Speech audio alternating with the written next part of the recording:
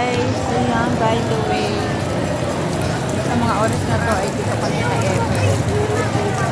Pero bago kami pumunta dito, kasi today is for Sunday.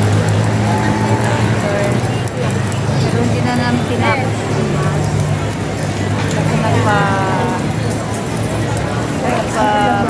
kami palaspas. Tapos, dahil paluot ito ng kuya, dahil pumasaya siya sa boarding bag. Eto, tuloy niya kami sa Lingnam Restaurant. Ayun, dito kami nag-dinner kami, apat.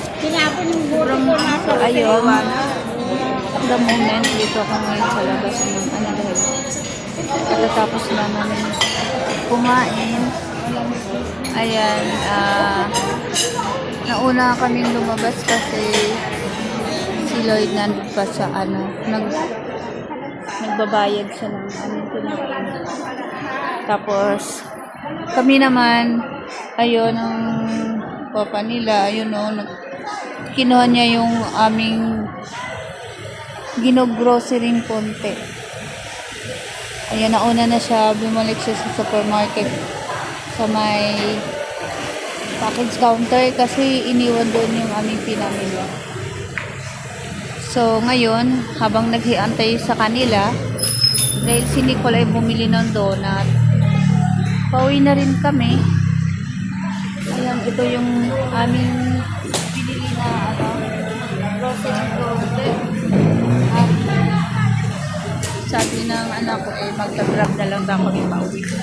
Kasi medyo mabigat din yung dala-dala na.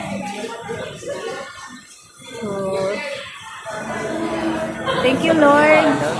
Ito ay pinagpasasalamat dahil hindi kami binigo ng Diyos.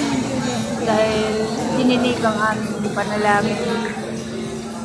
Kumbaga, prayer granted.